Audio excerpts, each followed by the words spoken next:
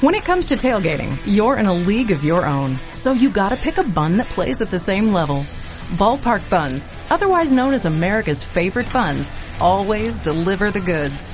Find Ballpark Buns near you at ballparkbuns.com. The Fantasy Focus Football Podcast is brought to you by ZipRecruiter. Most job boards overwhelm you with tons of the wrong resumes. Not smart, but ZipRecruiter finds the right people for you and actively invites them to apply. So you get qualified candidates fast. Now that's smart. Try it for free at ZipRecruiter.com/06010. ZipRecruiter, the smartest way to hire.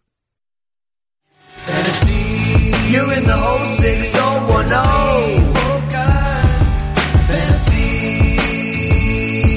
Fantasy Focus. We're back in lives and welcome into the Fantasy Focus Football Podcast. Football is tonight. I'm Field Yates with Matthew Barry and Stephania Bell. Good morning to you both. So here's my question for you, my friend. Alrighty, we're friends. Best friends, obviously. Thank you. Best friends. Thank you. Yep. Related. I haven't turned in my 23andMe thing yet, but I'm sure it'll find out that, I randomly got a 23andMe kit in the mail recently. I did too. I assumed... Is not random, and why don't you keep going with what you're talking about, Matthew? Okay, never mind. I haven't turned it in, but I'm assuming that, you, once I turn that in, we'll find out that you're related, that you're my long-lost son or you something are like that. We will be on an episode I'm Uncle Matty. Maury soon enough, right? Yeah, absolutely. I'm Uncle Matty. Everyone loves me. I was just going to say, is it, my email is taking a long time to load on this computer, so I don't have the chance to tweet out about the show, and they get very upset. So they're going to be yelling in my ear. I'm just letting everyone know that. Just like, scheduling tweets is a good thing, Matt. I know you do that because you're Mr. Social. You're on the thing. Listen, I'm hunting Peck on Twitter. I'm like, I'm too busy blocking people to schedule tweets. I'm too busy. Yeah, what are you going to do? I suggest you follow me. That's what I'm trying to. I do follow you. I do follow you on the Twitter. Masses, find @Field Yates on Twitter, where I will do my best to incite or bring you lots of insight and scheduled tweets and other things that might be of interest to you. Oh, okay. Coming up today on the show, we are going to preview tonight's game. Matthew's phone is still on noise, so if you hear someone chirping. Oh, I got a text. Would you like to read my text? I don't know. Is it appropriate? Yeah. Oh. It's from Thirsty Kyle, who sent me the link. He sent you the link. So now you just have to put your finger on it and copy and paste. Anyways, we are going to preview correct. Ravens and Bengals tonight, but we'll begin. Bengals. Ravens and who? Bengals. Ravens and Bengals. Ravens. For a second, I thought I was like, did I miss? No, did I miss what they're playing? Yes, you did. I expected Matthew to pick up the caught me in a precarious. Susanna Hoffs is his favorite, so I thought he would jump in with it. I don't know. Bengals, Ravens tonight, but first, listen, I have to tell you, there were a couple years there where Teenage Maddie was a big Susanna Hoffs fan. Rewind. Fantasy news from the National Football League. This is the instant replay. Can you name any of the other members of the Bengals? No, I cannot. Secret Squirrel? That's a band you've heard of. Yeah. So Suzanne Hoff. Right. Who else? Tim Crum. Icky Woods. Yeah. Right. Tim Crumry. Chad Johnson. Yeah. TJ Hushmanzada. Right. Championship. TJ, who's your daddy? Yeah. Championship. Chris Collinsworth. Sure. I've laughed a lot. Ken Anderson. And we're only 2 minutes in.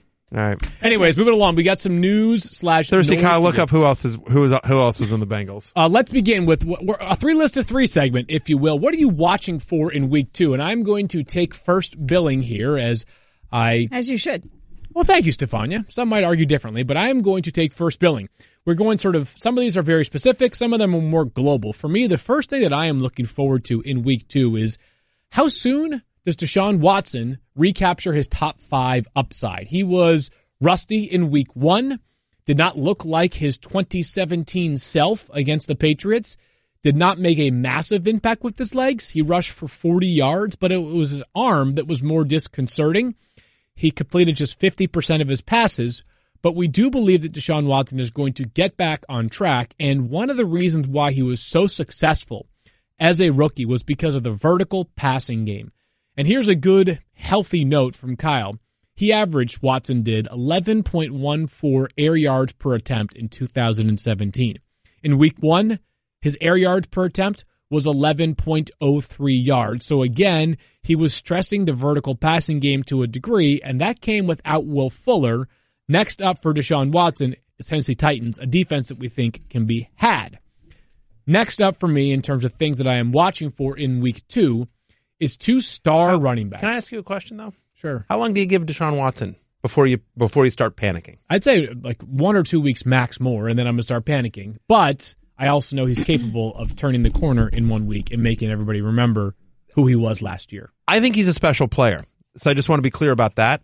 But I will say, Field, very quickly, that there's an argument to be made, a legitimate argument to be made that last year, I don't know that fluky is the right word, but not fluke, but he was as good as he could possibly be last year. So 2 things went in his favor in a big way. I mean, so his touchdown to interception rate, his touchdown rate was unbelievable, right? Only Peyton Manning was better in the last decade.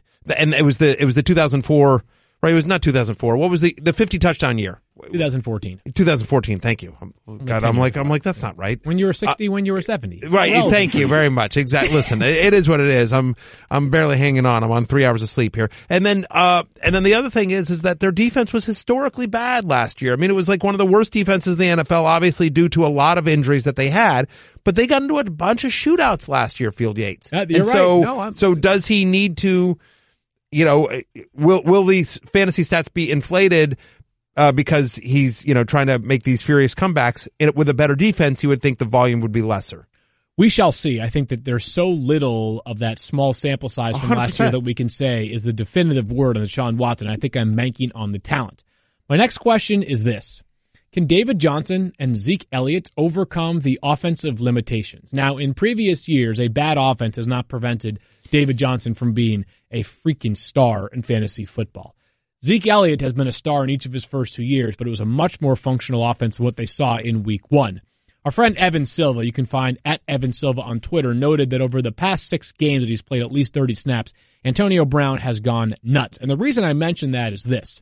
If you were redrafting today, right now, based off what we saw in week 1, I don't know that it's crazy to think that it would go Todd Gurley 1 and Antonio Brown 2. I'm not so sure that it will be Zeke Elliott or David Johnson. Obviously not taking Le'Veon Bell because he is not there, whereas we spent the whole offseason kind of giving them a tier unto themselves. Not freaking out because it wasn't as if bad David Johnson and bad, and I guess I should use air quotes there, Zeke Elliott cost you your week in week 1. But I just wonder if the upside is the same if this offense or these offenses continue to be, offensive. Last thing here for me. Go ahead. You want to? I was just going to say I'm not going to panic on David Johnson yet. I still think that game was weird. No one has explained to me. Maybe I've missed it, but I have not heard yet why he was out. The other thing, Stephania, is that I know he's on usage too. He is on the injury report. Is not practicing yesterday because of a back issue, but there was no tying of that to the game. I just don't know, so I'm not really making any judgment yet. Let's see what happens when it gets closer. I'm giving him another week. That one explanation could be is that they knew going up against the Washington Redskins, all hope was lost. Why risk our franchise player against a juggernaut of a team that we just know we have no chance of moving the ball against? I think that is a legitimate argument. That's probably what was going through their mind. In all seriousness, I think one sort of eyebrow raise was how little David Johnson, in a game where the Cardinals couldn't move the ball, was used in the passing game. Because his volume in the passing game is what made David Johnson so valuable in 2016. So that is a concern for me. I agree with you. It's still a little bit of wait and see, but there's a bit of an eyebrow raise with both guys. After week 1, we have a lot of overreactions. Things like, should I drop, or maybe not drop, but should I bench Amari Cooper in favor of a player who might be the third wideout on his team, or clearly the second wideout? So in week 1, we saw plenty of offenses who had a third wide receiver or a player who, when everybody is healthy, is the third wide receiver, do well. Think about Kenny Golladay, right? I mean, he is I heard of him. Third or second wide receiver, depending on which Daniel. side of the coin you live on for the Detroit Lions. He was wide receiver 17. Geronimo Allison, the Packers' third wide receiver, he was wide receiver 20. Philip Dorsett will be the Patriots' third receiver when Julian Edelman returns. So, do any of these players sustain into week 2 to the point that we stop calling them just third wide receivers and we start referring to them as legitimate lineup options for you every single week? I think a couple of them do.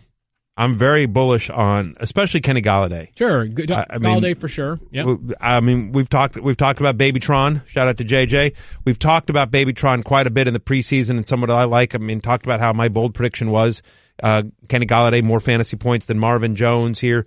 Geronimo Allison.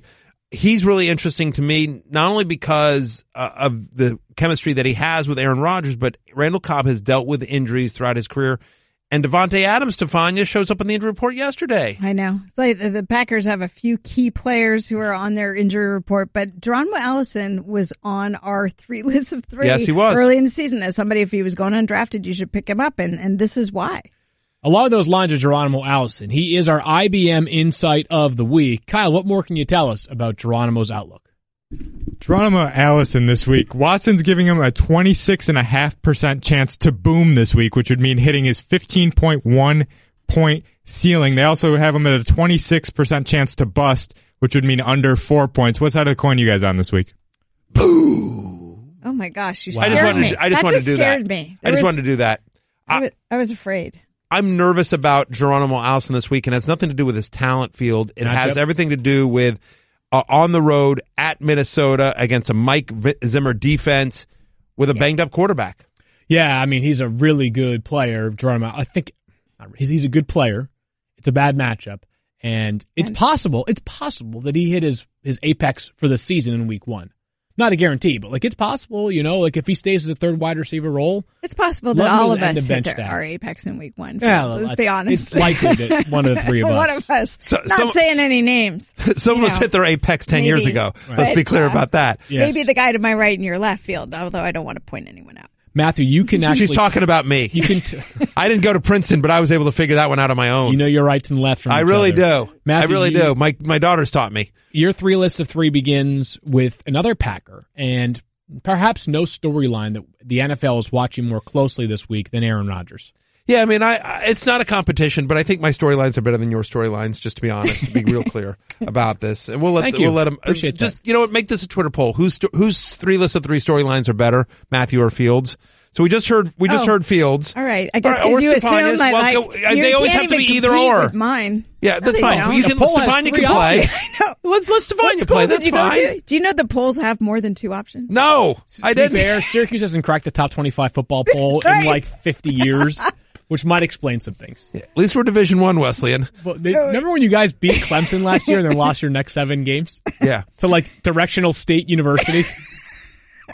Remember when Wesleyan? Oh wait, I don't remember anything about Wesleyan because no one gives a f about Wesleyan football. You're right. It's weird because only the greatest coach in the history of team sports Bill went to Wesleyan. Belichick begs to only differ from literally the greatest coach of all time. Would you like to talk with him about it? Only the GM of the Chicago Cubs and only a bunch of the future. I don't want to. Is he coaching their football team now? Okay. Got it. Shout out to Coach DeCenzo. I'm going to the game on Saturday. Hope to see you all there. We are taking down first opponent. There you go. So anyway, be sure to say hi to Field and comment on his craft beer at the tailgating section. In the meantime, go to @FantasyFocus and vote on the poll. Who has the better 3 list of 3? Me, Field, or Stephania? So my 3 lists of 3 start off with Aaron Rodgers. That's right. I think that's one of the biggest week 2 storylines here. How healthy is he? How does he look? If he's going to be entirely in the shotgun, remember when he came back from injury, 90% of his snaps were out of the shotgun. Out of 90% of his throws were out of the shotgun. I think he actually only played 1 play that wasn't in the shotgun once he came back from injury. So, and that offense looks a little bit different. Randall Cobb, when they're in the shotgun, gets the most looks, gets more looks from Aaron Rodgers than when he's under center. So, it'll be interesting to see sort of what the Packers offense looks like with Aaron Rodgers. How healthy is he? And how that manifests itself. So just a note that Mike McCarthy literally seconds ago said that Aaron Rodgers will once again work in the rehab group today, which the Packers have, which is off to the side field in practice. Obviously, Aaron Rodgers will not be taking live reps as the Packers continue to prepare for Minnesota. And by the way, I don't know that he will practice before the game. He did say yesterday, Aaron did, that he doesn't necessarily have to practice in order to play on Sunday. If any guy doesn't have to, it's him. And let's go back a few years when he had the calf injury. He basically played in this manner before. When he had that calf injury, he was less mobile. They were running a lot of the shotgun. And so he's familiar with how to adjust his game when he's not his typical mobile self. All right, Matthew. Keep it in the NFC North. Another quarterback, though. What do you got? I will, and that's Matthew Stafford. I mean, I think so here's a guy that has been inside the top 10 of fantasy quarterbacks 6 of the last 7 seasons. I like that. So, yeah. I mean, literally 9 or better in 6 of the last 7 years. and looked as bad as a professional quarterback can look on Monday night at home against a Jets defense that certainly is solid, but I don't think anyone expected to, be the 86 Bears or whatever, right? All kinds of pressure, yeah. He looked as bad. So does Matthew Stafford bounce back? I think that's a big storyline as well, because normally you'd say like, it was one bad game, but he was so horrific in that game against he got brutalized in that game. He took a shot to the knee that, the thing about Matthew Stafford is he plays through injuries that would sideline so many other people. So he didn't have anything that would take him out of the game, but he took a shot to his ribs at one point where you could see his facial expression. He took a shot to the knee. I don't know if he's still 100% even by the time they get to this game. So I wonder if that impacts how he does. It certainly might. I mean, I ranked him as my number 13 quarterback this week. That's where he comes in with the consensus ranks here. And going against San Francisco, which is a defense that has struggled in recent years, he would probably be a lot higher than this. So Matthew Stafford on the road, where he does not play as well as he does when he's at home, traveling to San Francisco, be interesting to see. So hedging the bets a little bit there. So that's storyline 2. Number 3, and this is, I think, a huge story. It's always a story in terms of the Patriots backfield, but this week more than ever, because we know Jeremy Hill has been lost for the season with that torn ACL. Sony Michel still dealing with injuries. And then out of the blue, Stephania, Rex Burkhead placed in the concussion protocol yesterday. I know. It's just a reminder that symptoms can come up any time, and we don't know exactly where he is in this. Obviously, reports that he was out in the field doing position drills, but I take all these reports seriously, and you have to monitor what he does every day going forward. And until they say he's clear, I think you have to plan for the event that he may not be when the weekend rolls around. Just a reminder, the Patriots depth chart looks like this beyond Rex Burkhead. James White, who played well and had a receiving touchdown in week 1. Sony Michel, the rookie running back, who expected to play this week. He addressed the media yesterday for the first time in over a month, Patriots, which typically means you are at least on track to play. Correct. And finally, they did sign Kenyon Barner, who might be just as much like our just-in-case guy / punt returner. So I think the James White and Sony Michel really come into focus at Burkhead 6. I have James White at 21. They're playing. It's not an easy matchup here with Jacksonville, but this is a story that we will obviously be tracking all week long. And to me, but that's a huge storyline, especially considering that they're going into Jacksonville and playing that Jaguars defense. You would expect they'd want to lean on their run game. They may not. So who suits up for the Patriots and what the usage is one of the storylines. So again, Aaron Rodgers, Matthew Stafford, Patriots running backs. I think that's going to be a tough three lists of 3 to beat. And just to remind everyone who's voting, Fields' lists were Wesleyan football, craft beer. Summer spent on Nantucket. And summer spent on Nantucket. I've already voted for Fields. We can compete with that. And him and Chapin deciding what stores to register at for their wedding this summer. That's 4. That's not 3. Shame on you. But you know what? Matthew? You know what week of the football season it is? Week 2? Week 2. Yeah, week 2. It's week 2. Nice job, Wesleyan. Right. Thank you. Week 2 means a second shot at victory. So this weekend, DraftKings is over $2 million in total prizes, and you can play free with your first deposit. With 1 week fantasy at DraftKings, you choose when to play. Draft a new team every week with no season-long commitment. Lord knows I don't like commitments. At DraftKings, you are the GM. Hear that, boys? Just choose your players, stay under the salary cap, and see how your team stacks up against the competition. Because nothing makes football Sunday more exciting than when you have a DraftKings lineup on the line. Download the app or go to DraftKings.com now. Use code FOCUS to enter a contest for free this weekend with your first deposit and compete for your share of over $2 million in total prizes. That's code FOCUS only at DraftKings, the game inside the game. Minimum $5 deposit required. Eligibility restrictions apply. See DraftKings.com for details. Stephania, we saw a couple of rookie running backs, not just one, in Denver, really make a mark in week 1, and that is your first in your 3 list of 3. Before we get into Stephania's 3 list of leads, can I just point out for the fact that the poll so far, you're at 34%, I'm at 36%. Stephania, who hasn't said a word yet in terms of her list, is at 30%. Like, that's not fair. Like, people are voting just on reputation at this point. Matthew, not saying they're wrong, though, Matthew. I'm going to bite my tongue before I say something I regret. Stephania, you go first with you go up with your You should first. regret it. Always say it. Say it. You won't regret anything. What's your first matter on 3 lists of 4? Look, so I thought I would bring up topics that were really where there's going to be a big, these are guys that we've talked about in the preseason, or maybe we ranked pretty high in the preseason. And then all of a sudden the first week didn't shake out exactly as we expected. And now we all of a sudden have a storyline. And the first stop is in Denver with the running backs. I think we were all the chatter was about Royce Freeman. Is he going to get the starting job? We all were, when he was named the starter, we were all in on Royce Freeman. Philip Lindsay, nice preseason, nice story, undrafted rookie out of Colorado. People had nice things to say about him. I don't think anyone anticipated that he would have the same number of carries as Royce Freeman in this game. And he ends up with a touchdown. Royce Freeman, 29 snaps, 15 touches for 71 yards. Philip Lindsay, 25 snaps, 17 touches for 102 yards because he caught passes and a touchdown. So my question of what I'm looking for in week 2 is, how does this running back dynamic shake out? And is there enough work to go around to make both these running backs in Denver relevant? Yeah, they had 15 carries each. They had the exact same number of rushes and rushing yards in week 1.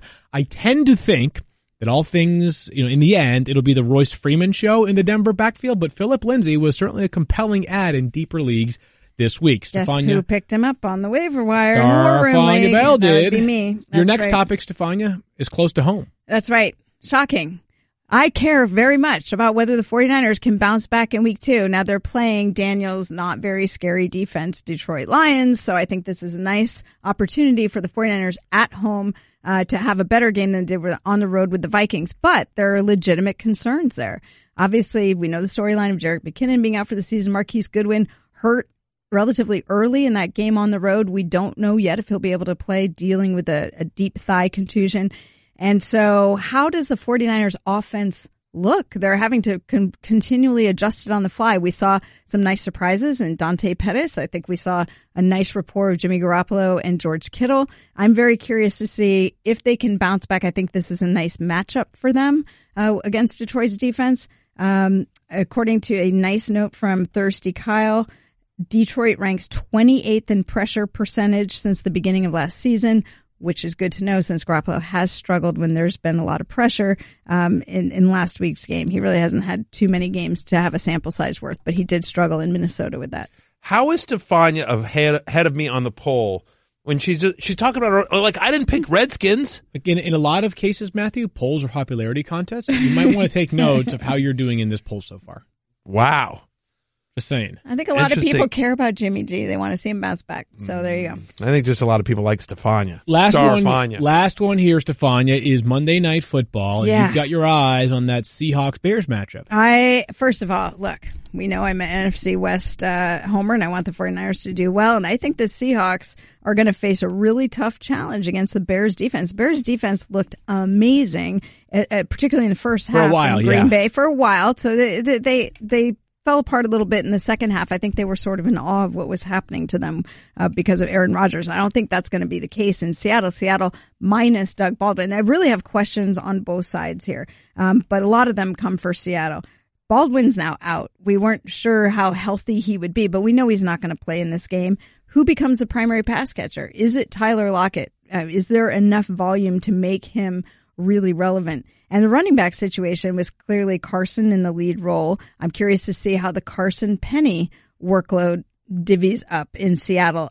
Pete Carroll commented that he really liked the way Carson played. Like, there's a lot of praise for him, but I still don't really trust the Seattle backfield in its entirety. Nice stat from from Matthew's 50 facts for week 2. Go check out his column on ESPN.com/fantasy.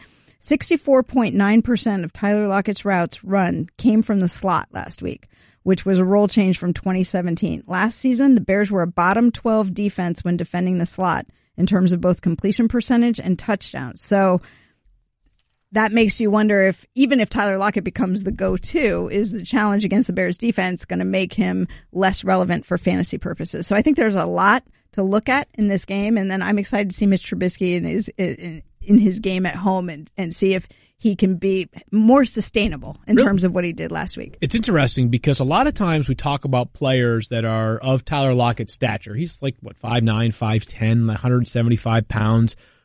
not a big player, and you think that's a slot receiver. And yet Tyler Lockett was, for a lot of his early NFL career, a perimeter receiver. So now he's going back to what some people would believe to be his natural habitat, if you will. Be interesting to see if he does emerge as the focal point of this passing game. I do think that Brandon Marshall will see some slot time as well for Seattle. The test will not be easy. As we said yesterday on the show, I'm in on Russell Wilson, though, still finding a way to being a starter in your league. He's outside my top 10. We don't need to rehash the Russell Wilson debate. But I do agree with Stephania that it's going to be interesting not just to see can Tyler Lockett sort of take that number one role. I like him, as Stephania mentioned, obviously I like him. My column, my 50 Facts column, by the way, posts later today on ESPN.com. I'm a company man. So I think that's going to be interesting. Do we see some Jerron Brown? Do we see some David Moore, who I know they're very high on field? So it'll be interesting to see how the receiving core for the Seattle Seahawks shakes out. And to Stephania's point, jokes aside about the 49ers, it's an offense, at least I was as well, really high on. So I agree. That's sort of interesting to see. In what should be a very good matchup at home against the Lions, do we see Dante Pettis, who had a nice week one game? Do we see Dante Pettis emerge some more, and can George Kittle continue? So yeah, I'm with you on all those as well. You admit it. Well, I know. I still don't think you should be winning this pool. I know this is ridiculous. Field, you and I are tied. Isn't that nice? Star, Fanya. Sounds about lead. right. I like to be star with star. It's just, look, you guys are wrong. I don't know if it's Russian bots that are voting or something like that, but you people are wrong on this one. Got it. My 3 lists of 3 crushed. I had the best debatable. headlines. They crushed Secret Score. Where did you vote? The problem is, Matthew, it's not just about the headlines. People want substance. I always get those two mixed up. Sustenance is good, too. It's important to stay alive. Right. Full Sail University, America. Matthew, tell us about hair products. I certainly need them. 66% of men lose their hair by age 35. Tell a brother something about it. Thing is, when you start to notice hair loss, it's too late. It's easier to keep the hair you have than to replace the hair you've lost. Is that hairline slowly starting to move backwards? Any bald spots yet? How will you feel a year from now if it's business as usual up there? I ask you, do you want a bald spot to pop up, or do you want to do something about it first? Do you want your hairline to recede, or do you want to do something about it first? When do guys turn to weird solutions or do nothing when they can turn to medicine and science? Why do they do that? 4hims.com is a one-stop shop for hair loss, skincare, sexual wellness for men. Thanks to science, baldness can be optional. Hims connects you with real doctors and medical-grade solutions to treat hair loss. Well-known generic equivalents to name-brand prescriptions to help you keep your hair. No snake oil pills or gas station counter supplements. Prescription solutions backed by science. No waiting room, no awkward in-person doctor visits. Save hours by going to 4hims.com. So easy. Just answer a few quick questions. Doctor will review and prescribe for you there. Products are shipped directly to your door, so you can order now. Listeners to this podcast get a trial month of Hims for just $5 today, right now, while supplies last. See the website for details. This would cost hundreds if you went to the doctor or a pharmacy. So go to 4hims.com/FFF. Once again, that is FORHIMS.com/FFF. 4hims.com/FFF. Did you know ADT can design and install a smart home just for you? A new smart home at your service, customized for your lifestyle. ADT professionals can even show you how to use your new smart home features. Now, that's what I call warm-up service. It's all controlled from the ADT app or the sound of your voice and backed by 24/7 protection. Visit ADT.com/smart to learn more about how ADT can help keep your home safe and smart. Game preview. Before we get to our game previews, a Twitter follower called Bryce, named Bryce, power ranked the live readers on this podcast. Number 1, Stephania, no surprise there. She's articulate and smart. Number 2 was Daniel Dopp. He's got a beard. People like beard. That's Number right. 3 was me. I don't know. Maybe I talk too much for their liking. Number 4 was there was no number 4. Others receiving votes included Not Cool Keith, who to my knowledge has never done a live read. Somehow he still got votes. Others who did not receive votes include Mike Clay and Matthew Berry. You know what? What? America. What? America's being cruel. First off, they didn't vote me in the poll. Now they're mocking my live readability. It's fine. You know what? I'm not going to do any live reads anymore. There you go. I'm going to take my live reads and go home. See what you do about that. Do you mind? Yeah, I'd be happy to do that. Promise? I'll leave right now. I'll go work on my fantasy show over there in ESPN I love Plus. that Keith got a vote and has never done one. So good. And I didn't. I got no votes. I was waiting Bryce. for Bryce. Where did Bryce have like the people that we call up to the stage during live shows for their live reads? Right. Yeah, the couple that came up to the stage during the Houston Much show. higher. Yeah. Right. They got votes. Hey, Anyways. send me Bryce's Twitter handle. I want to block him. It's outrageous. I Moving tell ya. along to the game preview, Yeah. we do have an AFC North. You know what? Just for that, I want to do every live read from now on. There you go, Bryce. No. I'm going to do every live read from now on. Bryce. How about that? I'm going to torture you. Who's coming up next? What's our next live read coming up? I'll do that one too. Bryce, We'll some get of us there in appreciate you. Oh, it's from Stance. I'll Thank do you. that. I'm going to do the Stance one. I'm going to steal that from Field Yates. Take that, Bryce. Hold up. You'll see. We got a game preview. Let's talk about that first, and we Okay. begin. It's Baltimore in Cincinnati. This game, of course, tonight, and we will do a pigskin pick'em of it. Reminder, we are now doing pigskin pick'ems that include the line. Right. This game, Baltimore, Cincinnati, two teams, 1-0. Alex Collins ran effectively early on for the Ravens. Well, in the sense that he found the end zone, but 7 rushes for 13 yards. And Kenneth Dixon is now on injured reserve, Matthew. This should pave the way to a large workload for Kenneth Dixon. Alex Collins, not just tonight, but for many weeks going forward. Yeah, this is somebody who has 7 touchdowns in his last 8 games. I believe he is a talented running back.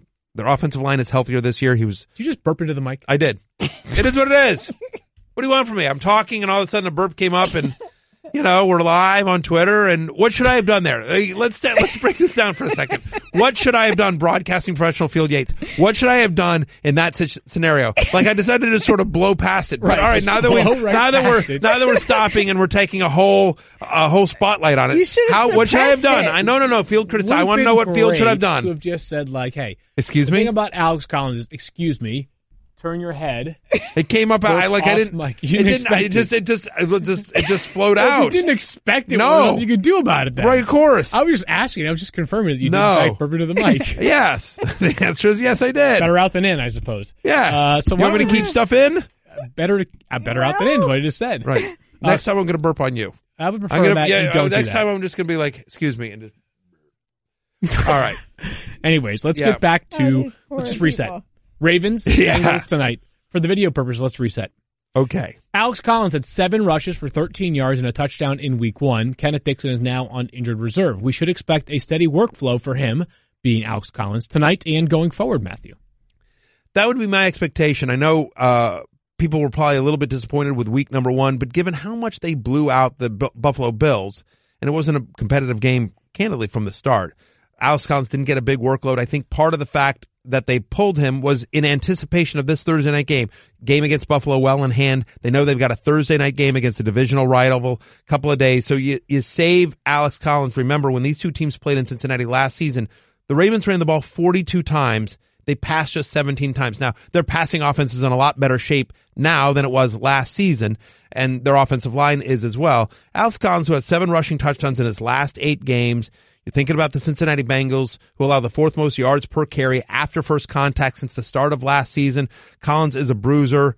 Yeah, I'm as a top 20 play today. I understand the concern here on, because the people would think the Bengals are a tough defense, and is it a little bit more of a committee? But I don't think so. Per mybookie.net, the Ravens are actually road favorites. Right, they're half-point favorites. Half-point favorites. Yep. But I think you figure, and it's a low-scoring game, or it's expected to be a low-scoring game. So my expectation is that you would go into Cincinnati and run the ball a ton. So I think you see a heavy workload here for Alex Collins tonight. Yeah, one thing about Alex Collins is not just about tonight that I'm keeping an eye on. It's just about how effective he is going forward. This is an offensive line in Baltimore that I'm not sure is great. It's a steady group, how much room we're going to generate for him. But he was so good after contact last year, as Matthew was talking about, that I'll be interested to see if he takes a stride. The opportunity should be there for Alex Collins, one of the best bargains in the NFL. He doesn't have a ton of competition. The one other thing you want to watch out there for Collins, though, is the fumbles. That's been an issue. He had a fumble last week as well. So just something to keep an eye on there with Collins. Let's get to the wide receivers, because there are a lot of players, and Michael Crabtree is our top-ranked wide receiver for the Ravens. It's worth noting that there are just 2 wide receivers with 8 or more touchdown catches in each of the past 3 seasons. Antonio Brown, you've all heard of him. Michael Crabtree, he's the other one. He scored last week, so the volume wasn't massive for Michael Crabtree or really any Ravens wide receiver, but they won 47-3. I think it was like, you get a touchdown, and you get a touchdown, and you get a touchdown. Oprah style in terms of handing out touchdowns last week by the Ravens, and the second half was, Lamar Jackson played a ton in week 1 because they were so far ahead of the curve. But there are other Ravens wide receivers that I think are sort of interesting here tonight, Matthew. John Brown and also Willie Snead.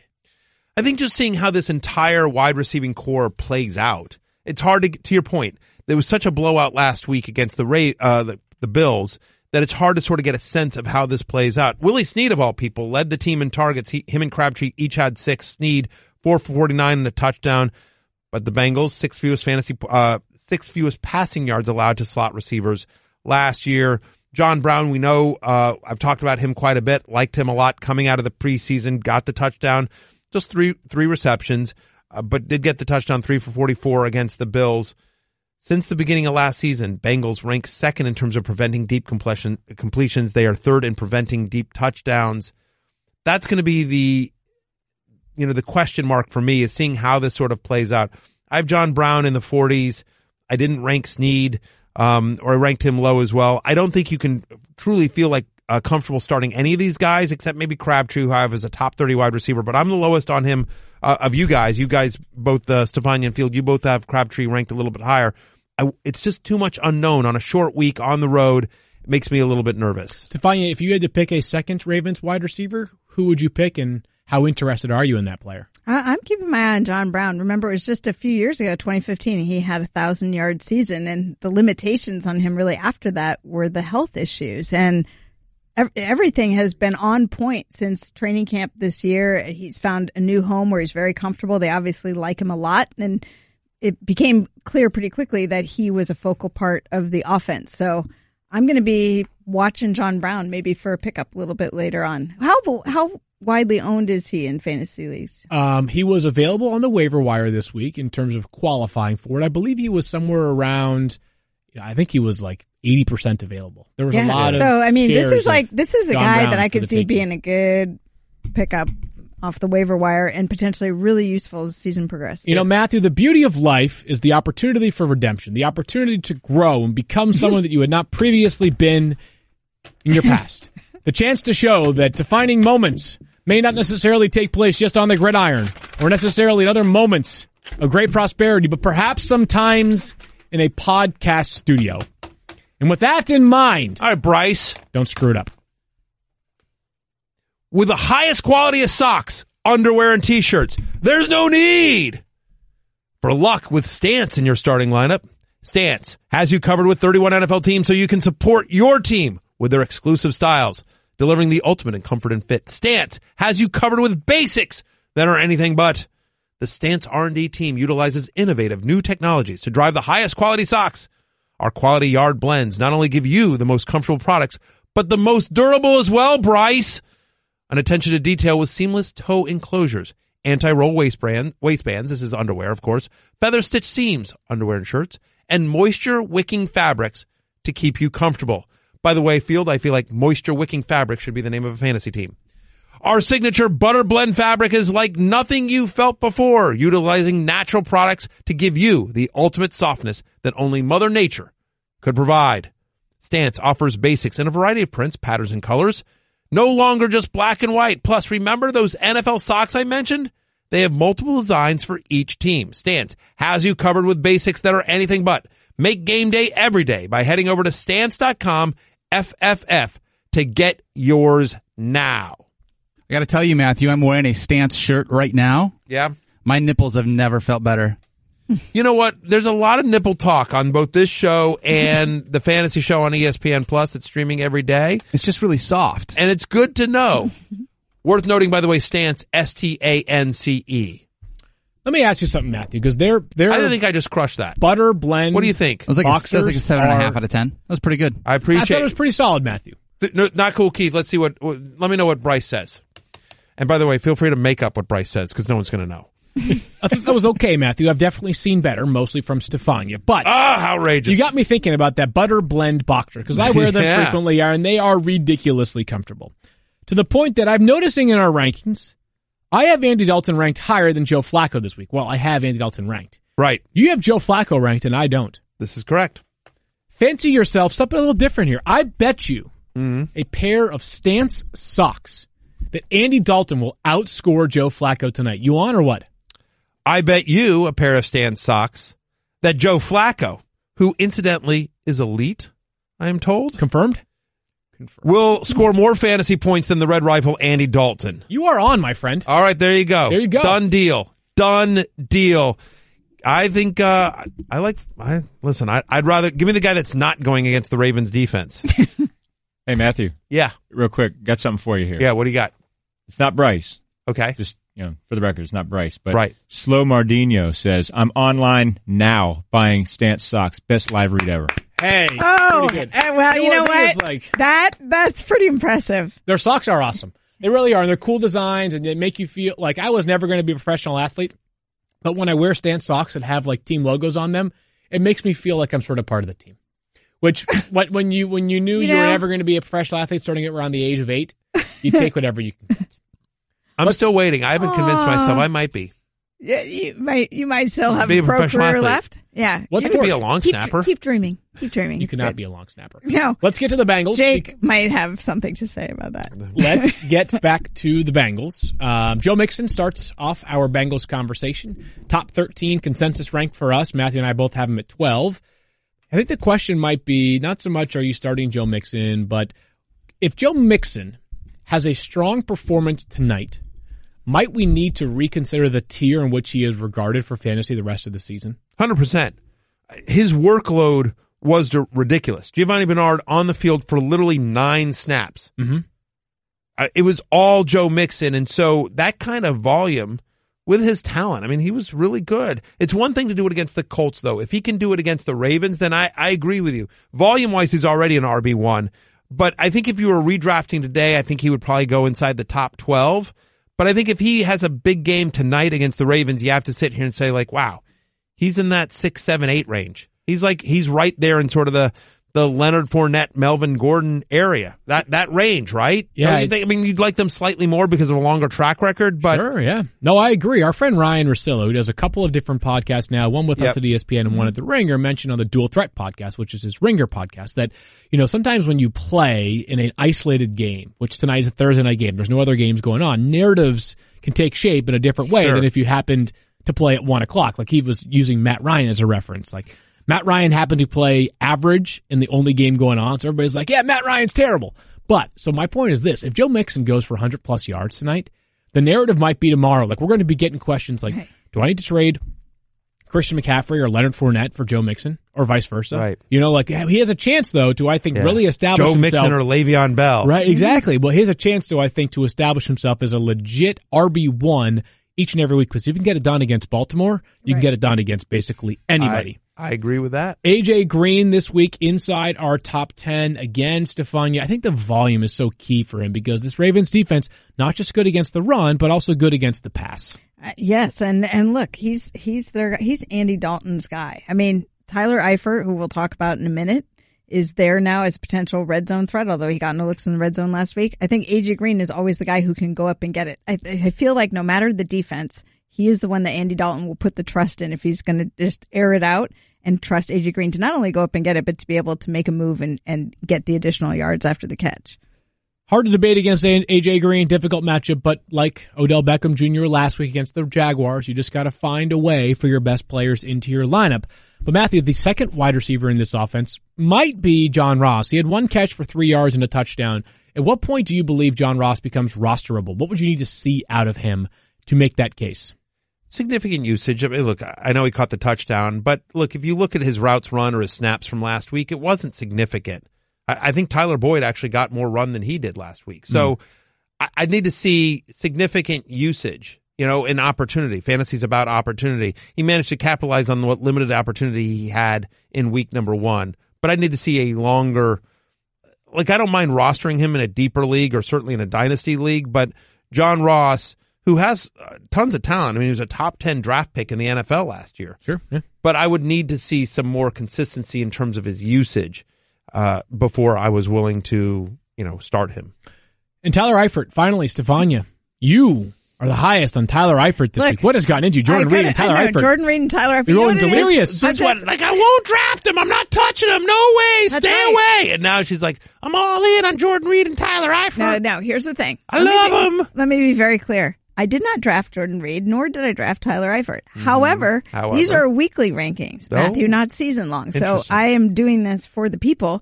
And my belief is that while they are healthy, you got to take advantage. That's what I was saying about Jordan Reed yesterday. Tyler Eifert, 3 catches for 44 yards, played 20 of 50 offensive snaps. I think that's important because Marvin Lewis talked at the start of the year about them having sort of this prepared package for Tyler Eifert because given the lengthy injury history, given that he's coming back from his second back surgery in 2 years, they didn't want to run him into the ground. And so if they stick to their plan, I still think he can be a viable tight end. No red zone looks last week, but I think that will change. I don't know that this is the week.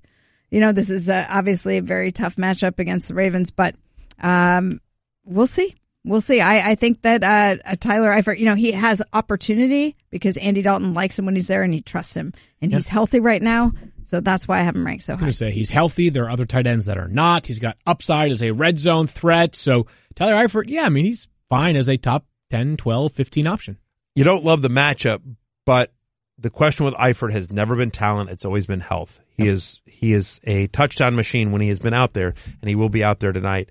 I agree with Stephania. I don't have a problem with throwing him out there as a flyer, although I wouldn't expect a huge game for you. But pickings are slim in the tight end category. The Ravens are favored by 1/2 point tonight. Big line. I'm taking the Ravens. Pigskin pick 'em. I am as well. Give me the Ravens. I'll take the Ravens. All right, Daniel. I am also taking the Ravens. I would like to say one thing. We did an eliminator pick last week. Yes. And if you lost there, I think there's a lot of confusion around this. Just because you potentially lose week 1 of an eliminator pick, does that mean you are eliminated from the thing? You just eliminated that team. And it means that you obviously did not score a point. So your maximum is now 15 points, whereas those who made a correct pick still have a maximum of 16. I can still get 17 points, actually. Yeah, I can get all those weeks right. I picked the Detroit Lions as my eliminator pick last week. How'd you do? I lost.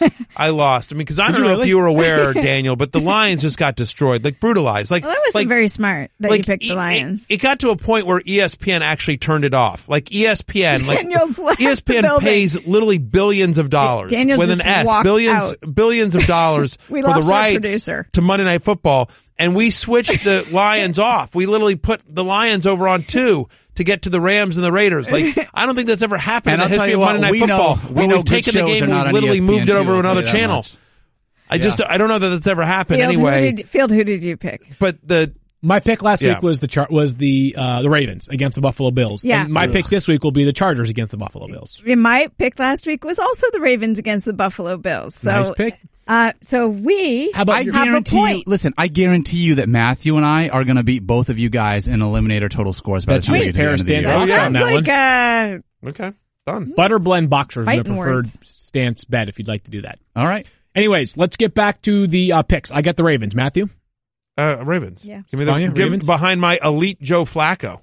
Yeah, we're all doing the Ravens. All right, sounds good. Ravens across the board.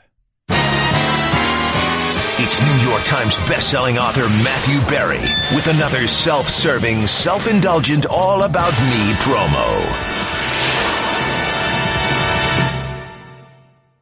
I posted this on Twitter as well, but the Fantasy Life shop on Amazon is up, and it's very cool. So if you go to Amazon.com and look, who isn't on Amazon? Everyone's on Amazon at some point or another. So when you're on Amazon, go to Amazon.com/Matthew Berry's Fantasy Life.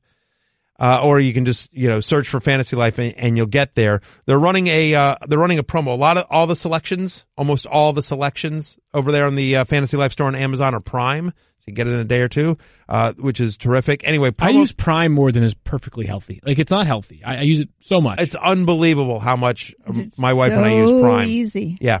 Anyway, if you use a promo code 10FL season, you get 10% off all Fantasy Life shirts and tumblers through the 17th. So, sale going on over there, Amazon.com/Matthew Berry's Fantasy Life. There you have it. Matthew Berry's Fantasy Life. Oh, I take it back, actually. Amazon.com/Fantasy Life. You didn't even need Matthew Berry's. Amazon.com/Fantasy Life. Yeah, I had the wrong URL. Sorry, guys.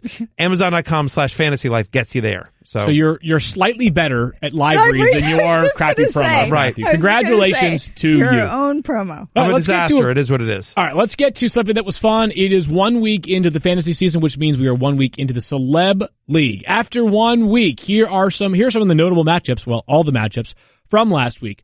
John Legend is legendary at fantasy football. He took me to the woodshed. 144 to 115 from John Legend. The week he wins he becomes one of the youngest people in history to win the EGOT. So Emmy, Grammy, Oscar, Tony, obviously. So huge honor for him. He also puts up the most points in our fantasy league. He had a huge tremendous week 1. Congratulations to him. The team of Lord and Miller took down Jim Parsons.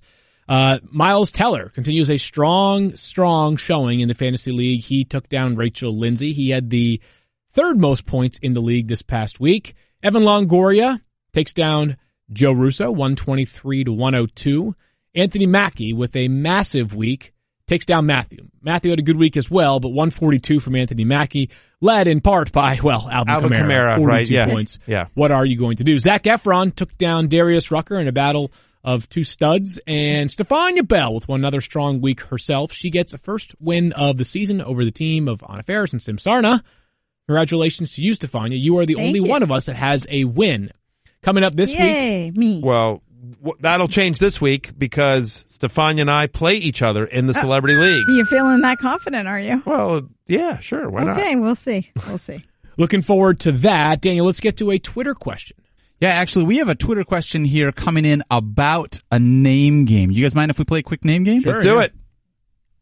Brandon Cooks, my favorite American Idol. Oh, wait, we played this one last time. Let's do this one instead. You know when you grow up and you have a name? Sure. Field is playing with his own spicy tomato.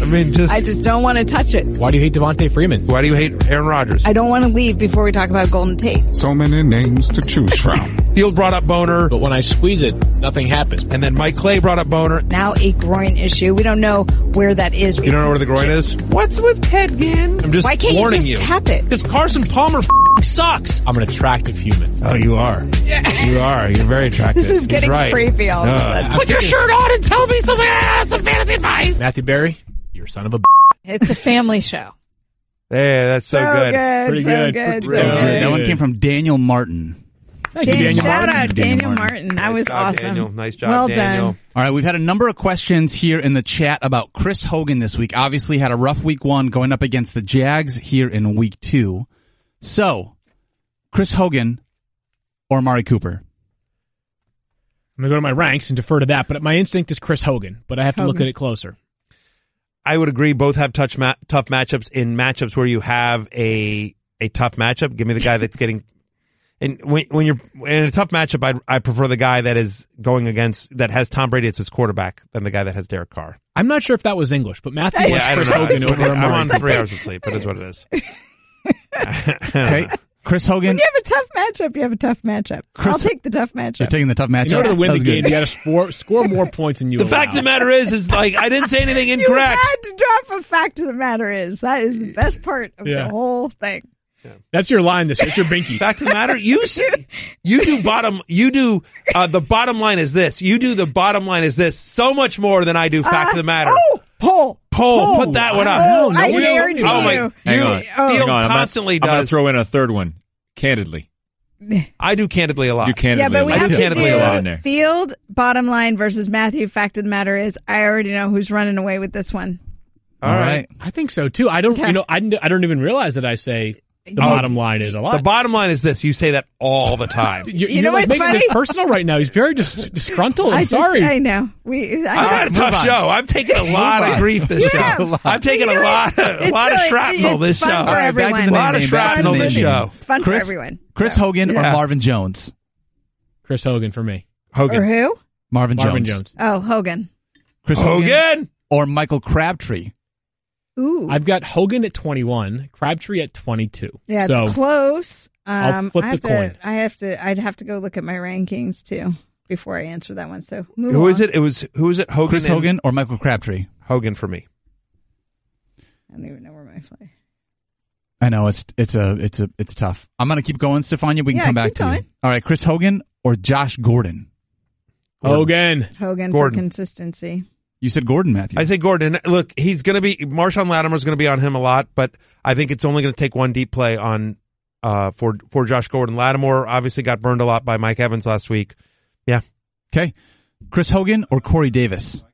No Greg Olson. Yeah, it's Chris Actually, Hogan. Corey Davis's has a hammy. hamstring. Delaney Walker's with Corey Davis's hamstring is bothering him again. Yes, Delaney Walker. I did say that wrong. Yeah. So I would say Corey Davis's hamstring is bothering him again. So it's going to be more Rashard Matthews than Corey Davis, I believe, this week. Chris Hogan for me. Okay. Yeah, I have Chris Hogan and Hogan on that Michael one. Crabtree right next to each other, just like you, Field. Chris Hogan or Devin Funchess? I can make the case for Funches. I've got Hogan ranked a little bit higher, though, this week. Same. Funches is 23. Hogan's 21 for me. I have Hogan 24, Funchess 26, so similarly close. I have Hogan You're with in the right edge. territory, people. Funches, and this is something else that'll come out in the 50 Facts column that comes out later today, which is if you look at his numbers without Greg Olson in the lineup, obviously, not surprisingly, he gets more targets, more red zone looks. Devin Funches. Okay, last one. Chris Hogan or Kenny Stills? I've got Hogan ranked higher, but if you want to Same. go with Stills, I'm not going to be bothered by I it. literally have Hogan at 27, Stills at 28. So I'm saying Hogan, but it's a coin flip. But I'll say Hogan. Okay. Hogan. All right, we got one more question here coming from Not Cool Keith.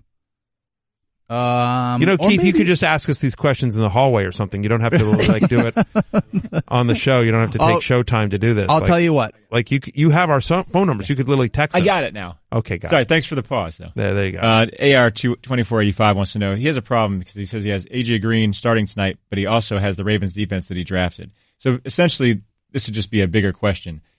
Are you guys ever scared about playing a star player against a defense that you also, when you also have a defense? No. Doesn't impact me. No. Nope. Yeah, me neither. Just Look, asking. could A.J. Green have 6 for 100 and a touchdown tonight, and the Ravens have double-digit fantasy points? 100%. They could also do a pick six. They could sack Andy Dalton. The fact of the matter is that the Baltimore Ravens defense and A.J. Green don't know you have them on your fantasy team. You start the best team that you can. If the Ravens are the best defense available to you and A.J. Green is one of your two best wide receivers, you're starting both. And I would be surprised to find out you have better options than either of them. Fifth highest scoring defense last week was the Bears. Devontae Adams, Randall Cobb, Geronimo Allison all went off. If you started the Bears defense, you had Devontae Adams, which is something that probably a lot of people had, it paid off for you. You can't avoid players just because you have their defense and are also facing that defense. All right, closing this out. Kyle, why don't we get an update on who had the better 3 list of 3? This has been a big thing. Winning our poll today by 2 votes, Matthew Berry came back and took the lead. Sympathy votes! What are you talking about? Who's America's sweetheart? I am. That's right. I love you, America. That's right. Thank you very much. Once again alienated all the international people who watch. Whatever. America's voting for me. There we go. God bless. Sympathy votes carry Matthew to the win. Stop it. Don't cheapen my victory. This is the W. Who finished Matthew, second? Did you vote? I didn't vote. Did you stuff the ballot box while we were sitting here? Okay. Who finished second? Field Yates finished second. Oh, wow. 2 votes behind. It was 34%, 34%, 32%. So you're right there. Oh, my gosh. Wow. Well, the fact of the matter is one of us had more votes and that person was me. What is the fact of the matter? The fact of the matter is, oh my gosh. It's on the poll tomorrow. That'll be the poll. Oh, That's yeah. fine. That's right. The bottom line is this. One of us had more votes and that was me. We are back on Friday, game previewing every single remaining contest. That means there are 15 of them, including Bears and Seahawks on Monday night. We look forward to that. In the meantime, you can watch Matthew's TV show on ESPN+. It's the fantasy show. He's got all kinds of puppets and fun stuff there. And Daniel Dopp's nipples. I want to recount. Go. I want to recount. Stephania B87 on Instagram, plus Stephania_ESPN on Twitter. At Matthew Berry everywhere. At Matthew Berry TMR everywhere, except for the Fantasy Life app where he's at Matthew Berry. I'm the one that's worth following on Twitter. I'm at Field Yates. Peace out.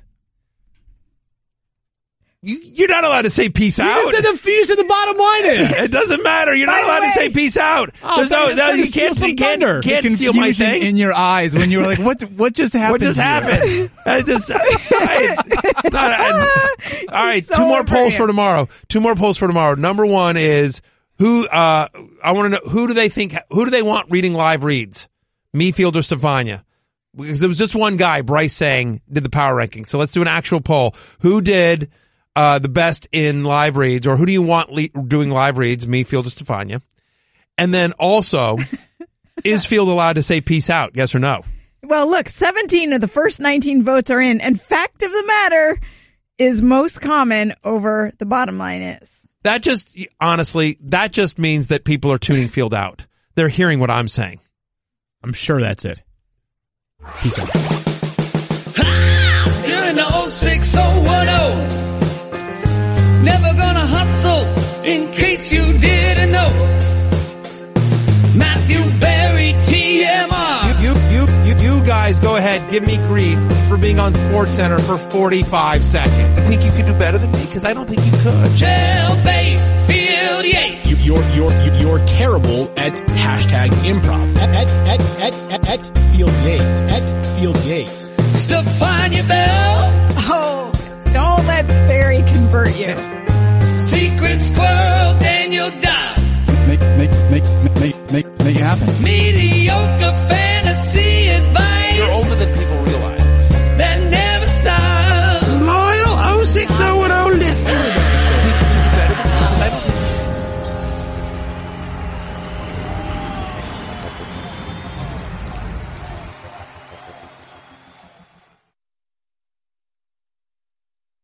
The all-new Acura RDX was entirely reimagined from the ground up and inside out. With the turbocharged 272 horsepower VTEC engine, the return of available super handling all-wheel drive, a driver-focused cabin featuring a class-leading panoramic roof, and innovative technology highlighted by a new True Touchpad interface, the RDX is more luxurious and even more thrilling to drive. Visit your local Acura dealer to test drive the all-new Acura RDX today.